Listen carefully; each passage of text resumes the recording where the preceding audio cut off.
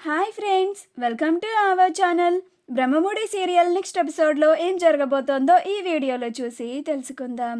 రాజ్ ఫ్యాక్టరీని తగలబెట్టిన అనామిక అసలేం జరిగింది అని తెలుసుకోవడానికి ఈ వీడియోని స్కిప్ చేయకుండా ఎండ్ వరకు చూసేయండి. సీతారామయ్య రుద్రాని రాహుల్ని ఇంట్లో నుంచి వెళ్ళిపోమంటాడు.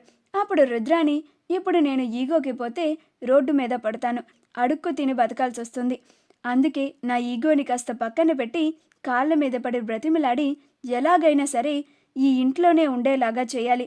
లేకపోతే ఈ ఇంటి యొక్క ఆస్తి దొరకదు, బయటికెళ్ళి కష్టాలు పడాల్సి వస్తుంది అని అనుకొని సీతారామయ్య కాళ్ళ మీద పడి, నాన్న నన్ను క్షమించు నాన్న, ఇంకొకసారి ఏ తప్పు చేయను నాన్న. ఇన్నాళ్ళు ఈ ఇంట్లో మీ కూతురుగా బతికాను, ఇప్పుడు ఇంట్లో నుంచి నన్ను నా కొడుకుని వెళ్ళిపోమంటే మేము ఎక్కడికని వెళ్ళాలి, ఎలాగని బతకాలి అని అంటుంది. అప్పుడు అపర్ణ, అందుకే కదా రుద్రాని నెల నెల డబ్బులు పంపిస్తామంటున్నాం కదా అని అంటుంది. అప్పుడు రుద్రాని, నువ్వు ఊరుకోవదినా, ఎంత డబ్బులు పంపిస్తే మాత్రం మా అమ్మా నాన్నలు అక్కడ ఉండరు కదా అని అంటుంది. అప్పుడు ప్రకాశం, విచిత్రంగా ఉందే, రుద్రాని నోటి నుంచి ఇలాంటి మాటలు రావే అని అంటాడు. అప్పుడు రుద్రాని, ఈ టైంలో నన్ను ఏడిపించకన్నయ్యా అని అంటుంది. నాన్న ప్లీజ్ నాన్న, నీ కాళ్ళు పట్టుకొని బ్రతిమిలాడుతున్నాను నాన్న, ఇంకా ఈ ఇంట్లో ఎలాంటి గొడవలు తీసుకురాను నాన్న, ఎలాంటి గొడవలు లేకుండా చేస్తాను. ఇక నుంచి నా వల్ల ఏ తప్పు జరగదు నాన్న. ప్రకాశం అన్నయ్య వాళ్ళకి ఒక ఆఖరి అవకాశం ఇచ్చావు కదా, నాకు కూడా అలాగా ఆఖరి అవకాశాన్ని ఇవ్వు నాన్న, ప్లీజ్ నాన్న అని బ్రతిమలాడుతూ ఉంటుంది. అప్పుడు సీతారామయ్య అస్సలు ఏం మాట్లాడకుండా మౌనంగా ఉంటాడు. అప్పుడు ఇందిరాదేవి, నీకు ఇంకా మరో అవకాశం ఇచ్చే ప్రసక్తే లేదు రుద్రాని, ఇప్పటికే నువ్వు చేసిన తప్పులని ఎన్నోసార్లు మేమిద్దరం క్షమించాము, మా కొడుకులు కూడా ఎన్నోసార్లు మౌనంగా ఉన్నారు. నువ్వు ఏం చేసినా కానీ నిన్ను రెండు మాటలు అనేసి మౌనంగా ఊరుకున్నాము, కానీ నువ్వు మాత్రం రోజు రోజుకి రెచ్చిపోయావు అని అంటుంది. అప్పుడు రుద్రాని ఇందిరాదేవి కాళ్ళ మీద కూడా పడి, నన్ను క్షమించమ్మా, ఇంకొకసారి ఎలాంటి తప్పు చేయనమ్మా, ప్లీజ్ అమ్మా, రే రాహుల్ నువ్వు కూడా రారా అని రాహుల్ని కూడా పిలుస్తుంది.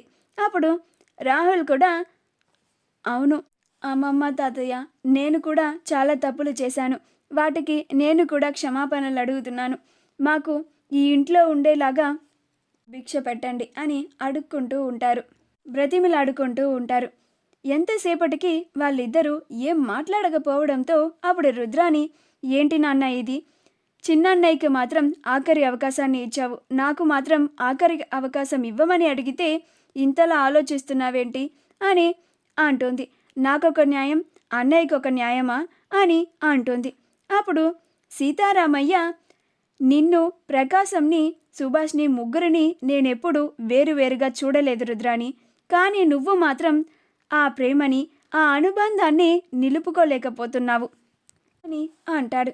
అప్పుడు స్వప్న, తాతయ్య గారు మీరు మా అత్తని నమ్మకండి, అవన్నీ దొంగ మాటలు అని అంటుంది. అప్పుడు రుద్రాని, స్వప్న నువ్వు కూడా ఈ కుటుంబంతో కలిసి అలా మాట్లాడుతున్నావేంటి, నీ భర్తని నీ అత్తని గెంటేస్తానంటున్నారు, మా గురించి మాట్లాడవా నువ్వు అని అంటుంది. అప్పుడు స్వప్న, మీరిద్దరూ ఏ ఒక్కరోజైనా నా గురించి నా బిడ్డ గురించి ఆలోచించారా అత్త అని అంటుంది. అప్పుడు రుద్రాని, ఎందుకు ఆలోచించలేదు, నా మనవరాళ్ళని నేనెందుకు పట్టించుకోను అని అంటుంది. అలా సీతారామయ్య కాళ్ళు పట్టుకొని బ్రతిమిలాడుతూ ఉంటుంది.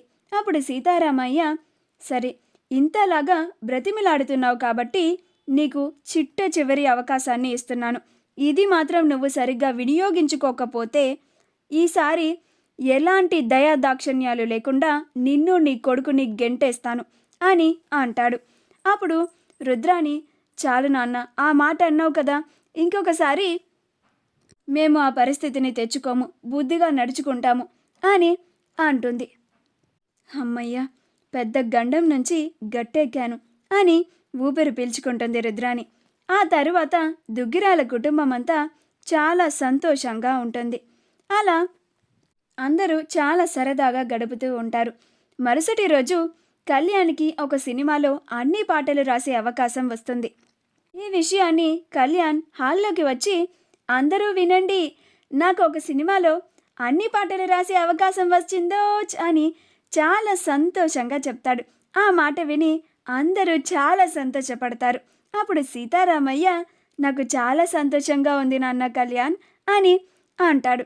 అప్పుడు కళ్యాణ్, నాకు చాలా సంతోషంగా ఉంది తాతయ్య, నానమ్మ, తాతయ్య మీరు నన్ను ఆశీర్వదించాలి అని వాళ్ళ దగ్గర ఆశీర్వాదం తీసుకుంటాడు. అలా అపర్ణ, సుభాష్, ధాన్యలక్ష్మి, ప్రకాశంలు కూడా చాలా సంతోషపడుతూ ఉంటారు. కళ్యాణ్, అప్పు, రాజ్, కావ్యలు కూడా చాలా సంతోషంగా ఉంటారు.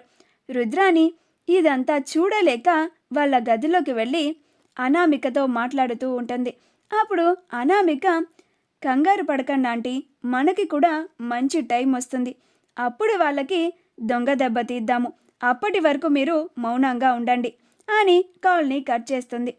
అప్పు కళ్యాణ్కి మంచి అవకాశం వచ్చిందని కేక్ కటింగ్ని ప్లాన్ చేస్తుంది. అలా దుగ్గిరాల కుటుంబం అంతా చాలా సరదాగా అందరూ కలిసి కేక్ని కట్ చేస్తూ ఉంటారు. ఆ తర్వాత అందరూ కలిసి పాటలకి డ్యాన్సులు వేసుకుంటూ చాలా సంతోషంగా గడుపుతూ ఉంటారు. అప్పుడు రుద్రాని మళ్ళీ అనామికకి కాల్ చేసి, ఏం చేస్తున్నావు అనామిక, ఇలా టైం కోసం నువ్వు ఎదురు చూస్తూ ఉంటే ఇంకెప్పుడు మనం అనుకున్నది సాధించేది, నిన్న పొద్దున మా నాన్న కాళ్ళ మీద పడి ఈ ఇంట్లో ఉండేలాగా చూడమని చెప్పి బ్రతిమిలాడుకున్నాను. ఆ ఘటన ఇప్పటికీ తలుచుకుంటుంటేనే నాకు ఒళ్ళంతా మండిపోతుంది. ఆ దుగ్గిరాల కుటుంబం అందరూ కలిసికట్టుగా కలిసిపోయి నన్ను, నా కొడుకుని ఈ ఇంట్లో నుంచి గెంటేయాలని చూశారు.